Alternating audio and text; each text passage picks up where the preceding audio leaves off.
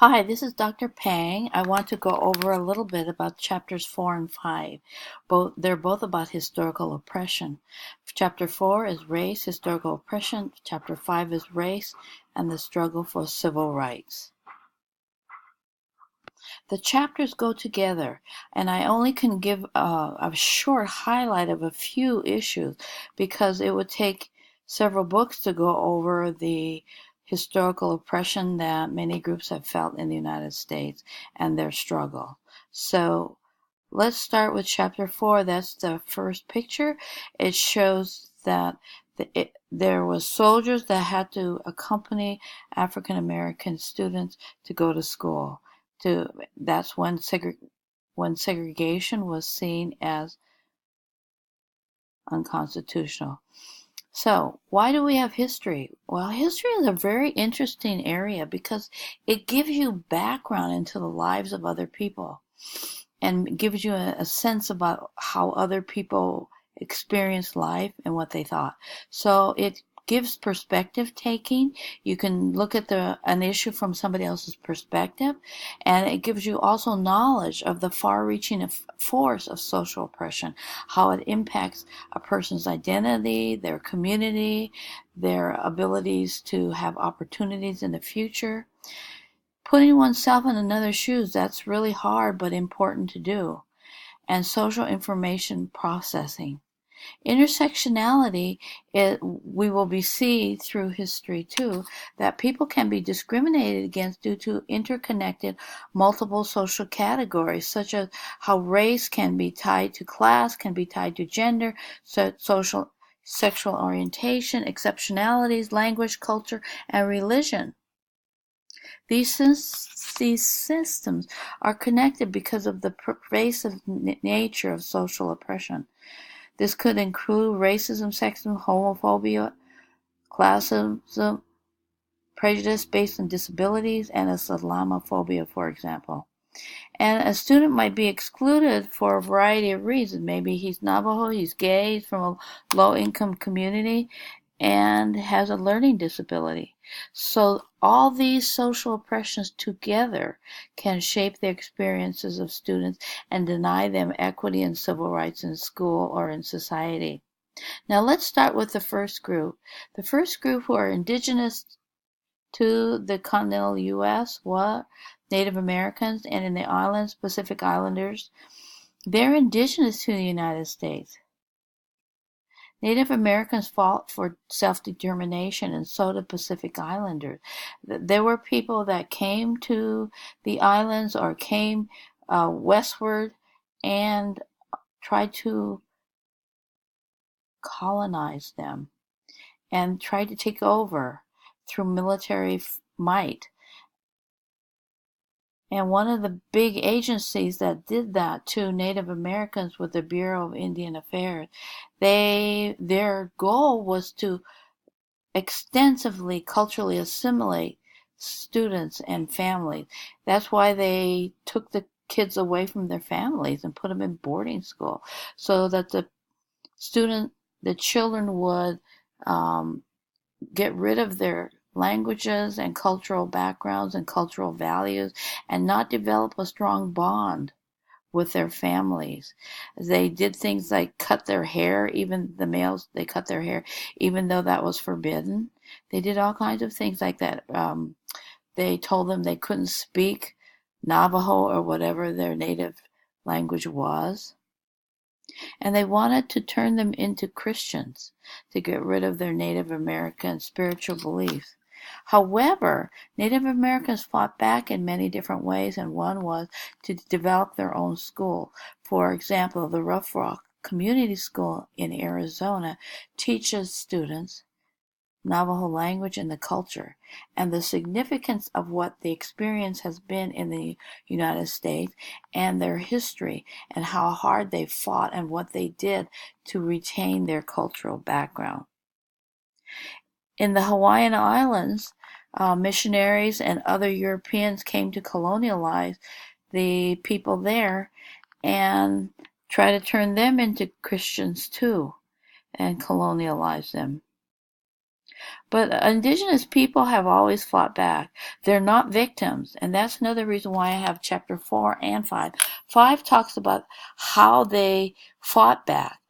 So I don't want teachers to be teaching students that, people of color were just always victims. No, they're not.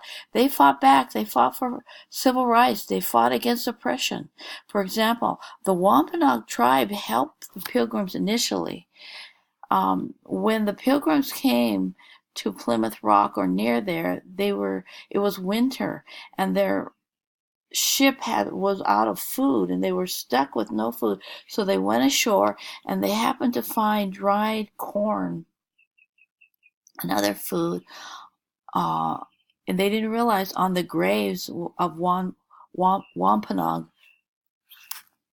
ancestors, they took the food because they were so hungry. However, how would you feel if you had left food for your ancestors and someone you didn't know came and took it?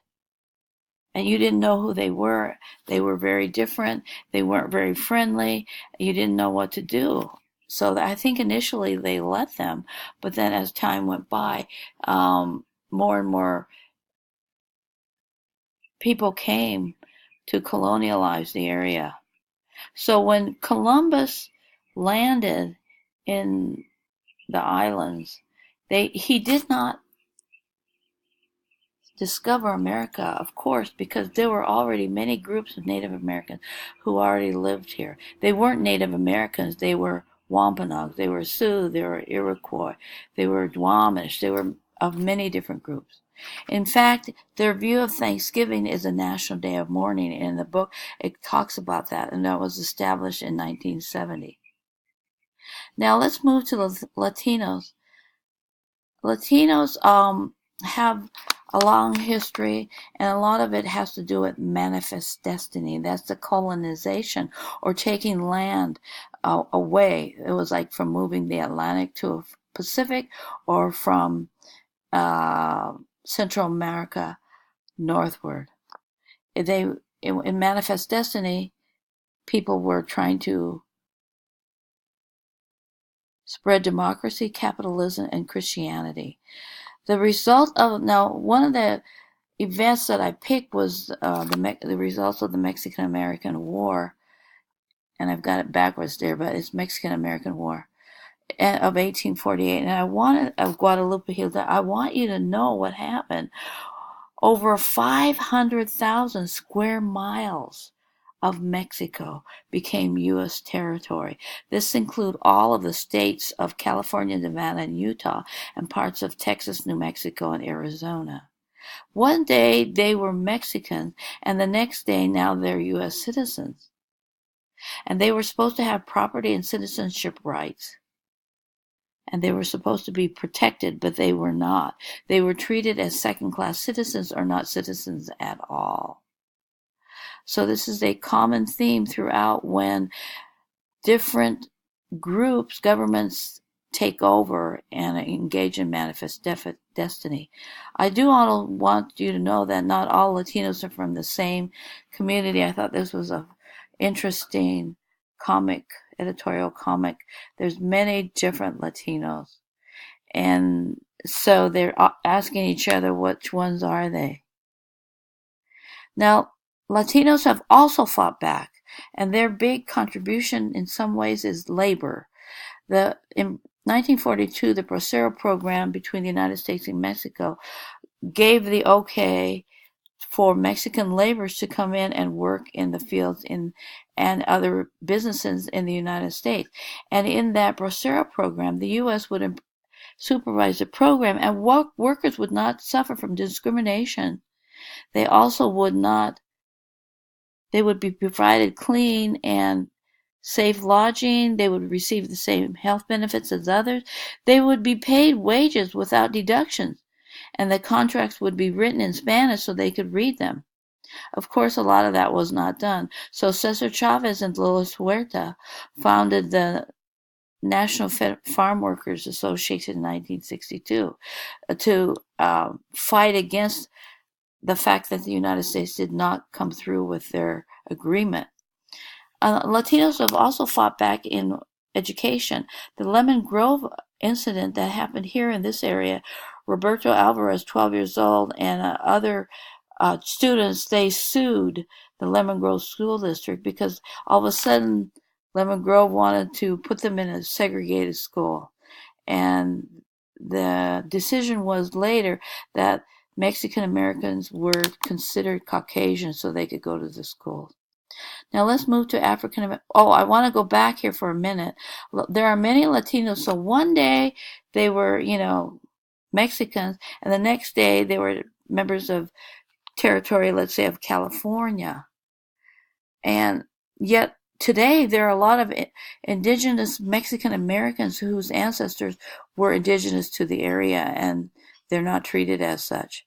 The next group, African Americans, slavery and institutional segregation are big themes, unfortunately.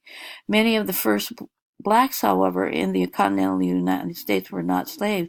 They were indentured service, and they worked for their freedom. However, slavery became a very legalized and legitimate business throughout the United States and other parts of the world. And separated family members, such as mothers from children during slavery, they did that on purpose so that the bonds of families could not develop. Do you see anything in our recent U.S. history that shows the same thing?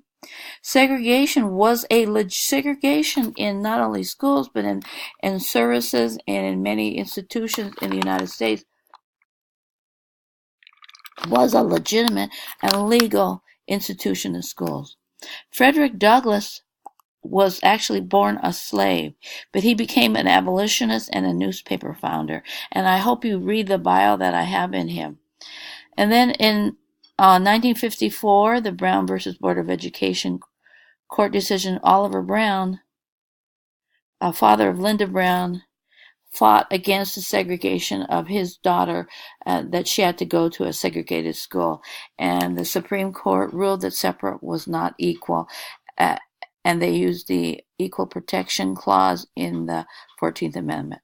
Now, the Asian Americans are big. Two of their big themes are nativist movement against them and exclusion. In 1882, did you know the Gary Act was the first act of the United States that excluded an ethnic group by name, and that was Chinese Americans in 1882. It was continually repeated after that. In 1942, Executive Order 9066 removed all of the Japanese from their homes on the West Coast. Anybody who lived between the ocean to 100 miles in.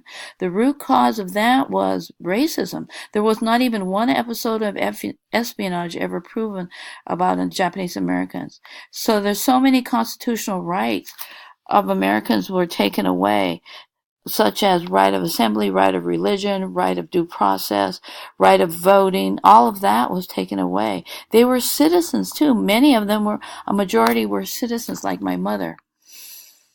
They fought back. For example, Fred Korematsu, he filed a suit against the United States, and they decided against him. He was born in Oakland, California, but they told him that he had to abide by the curfew and relocation laws. Could this happen to you? Of course it could. It could. In times of war and national security, you could also be taken away. And the Jewish Americans are another group. They're not racial. They're more of a religion, cultural group, but there's been so much anti-Semitism toward them. And it's rooted a lot in Europe when many Jews sought refuge in the United States during World War II. And because they're not Christians. In 1948, though, however, they pushed really hard. They founded Brandeis University, and it was first led by Jewish Americans.